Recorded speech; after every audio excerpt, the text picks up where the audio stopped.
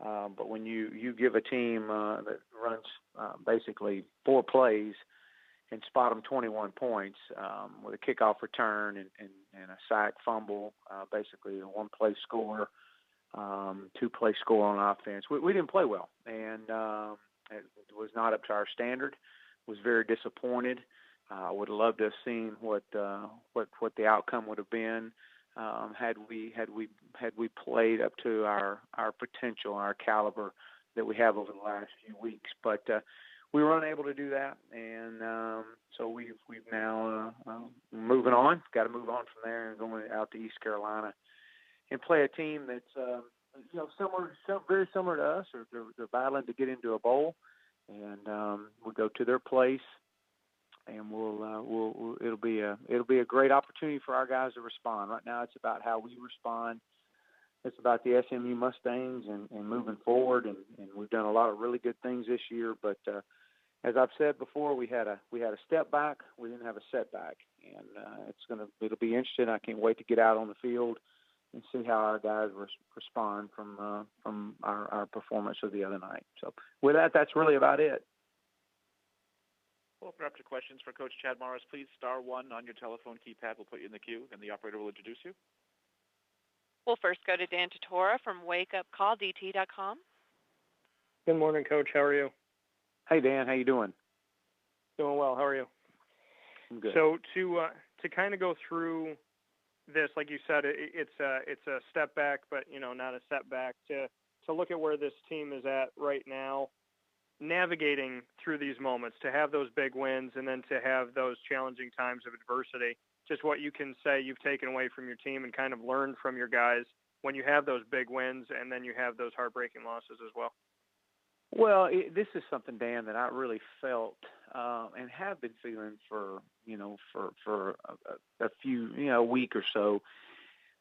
And I shared it with our staff as our biggest concern moving forward would be not so much how we handle the building of this program, but more importantly, how we handle success moving forward.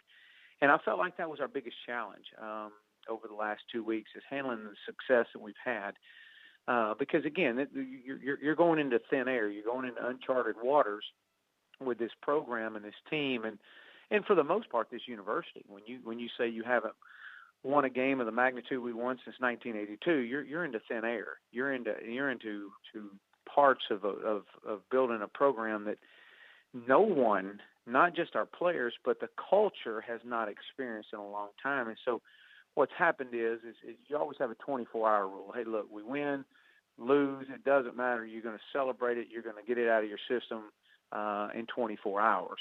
And it's something that we preach, we talk about, it's part of our culture. But what happens is that, when you're away from the building, our football building, there's still people on campus and all over that have been patting us on the back and patting these guys on the back for 2 solid weeks now, going, hey, look, here we go, we've arrived, we've done this. And that's literally how we came out the other night, was we feel like we've arrived.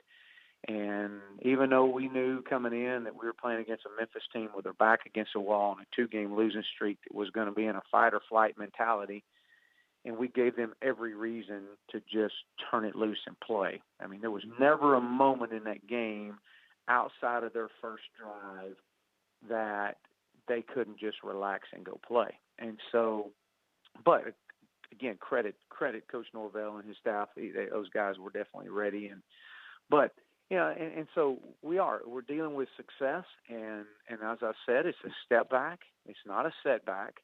It's part of trying to build this program and learn from it. And so it'll be real interesting to see how our guys come out this week and respond to the performance that we just put on the field. Thank you, Coach. I appreciate it. Uh-huh. We'll now go to Ronnie Woodward with Greenville Daily Reflector. Hey, Coach. How you doing? Hey, Ronnie. You've touched on it here a little bit, obviously, but you mentioned ECU's kind of in the same boat. They didn't play very well Saturday at Tulsa and gave up a bunch of points as well. With your team, do you hope the Memphis game, or think it was an aberration of sorts, that wasn't, the way that you expected your team to play and continue to play the rest of the way? Well, to be honest with you, right, we haven't played that way all year long. We have really been trending upward all year long. I mean, when you look and you take the Memphis game away, I mean, we had lost to Baylor and TCU, both ranked in one ranked in the top 15 and one ranked in the top 20. We lost to Temple and Tulsa in overtime at their place. Those two teams at the top of the conferences on each side, and so we hadn't played that way.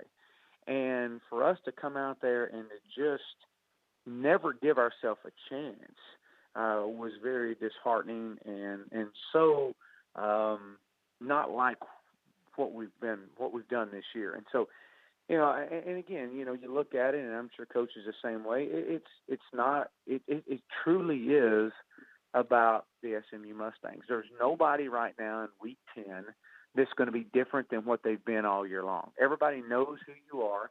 Everybody has you're not going to come up and all of a sudden start. You may add a new player or two here and there, but overall, you are who you are at this point. And so, we have played well this year. We did not play well the other night. And so the challenge moving forward is, how are we going to respond? How are these guys going to respond to the events of last week? And that'll in turn determine what goes on next. And again, you look back on it, this is so much more than just focusing on. You can't control the outcome of a game, but you can control how you respond. And so that's what I'm more concerned with and focused on is I want to see our guys respond. I would have loved to know what our best versus Memphis's best would have looked like. It may not have been good enough, but I would have loved to have seen it. But we never gave ourselves a chance. So what we focus in this week, what I want this week is I want our absolute best game that we've played this year. And I'm challenging them. And it was embarrassing. It was embarrassing to everybody in the program. It was embarrassing to our players, the performance we put out there. It's not like us, and but it's unacceptable. And so moving forward, we'll see. The motivation, you mentioned bowl eligibility, and ECU has to win out. Y'all have to win 2 of 3 to get to 6 wins. Is that a motivation, a pretty big motivation for both teams that obviously is hanging out there, with the season left to play? Well, I don't know if it's so much a motivation as it is for us being a goal. Obviously we're trying to build a program from the ground floor up, and to be where we are in this position in year 2 is a goal we've set. I felt like, and coming into the Memphis game, that we were still in control and had a chance to be a part of the championship talk of our conference. And so of our division, and so that now is out of our control. But yeah, that's a goal for us. But it's not the motivate. That is not motivating us. What's motivating us is to get back out on that field to respond to the event that happened last week. That's the motivation here. Gotcha. Okay. Thanks, Coach. Appreciate it. And you bet. And we'll now go to Billy Embody from Scout.com. Hey, Coach, how you doing? Hey, Billy, how you doing? Good. Just a quick question. After the Temple game, you guys talked about how you guys were in a way done motivating them, and that it was on the players to respond, and they responded well, and against Tulsa and then against Houston. Who's it on now? Have you guys heard from any of the seniors since that loss and this past weekend in Memphis? And how do you feel like the guys have responded since then, being back on the field? Yeah.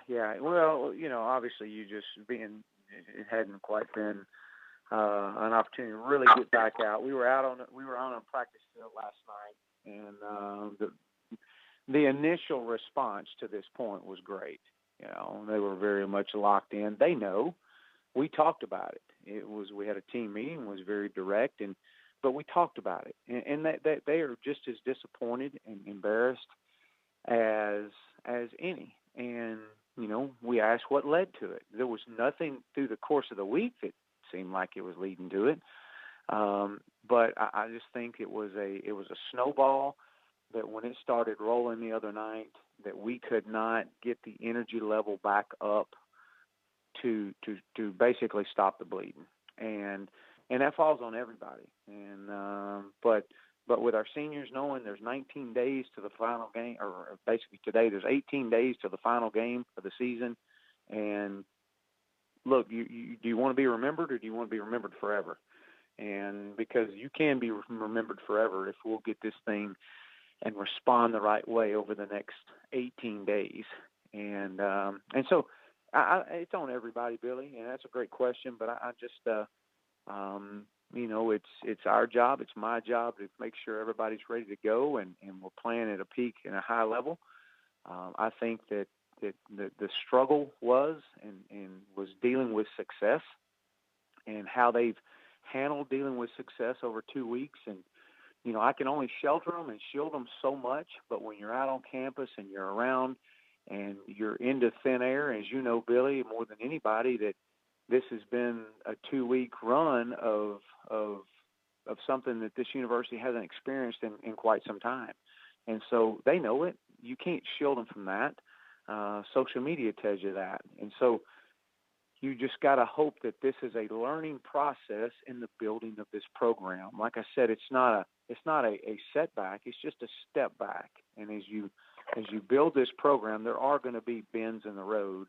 It's not an end of the road, but there will be bends in the road that you have to learn from the bends. And we hope we'll find out if we learned.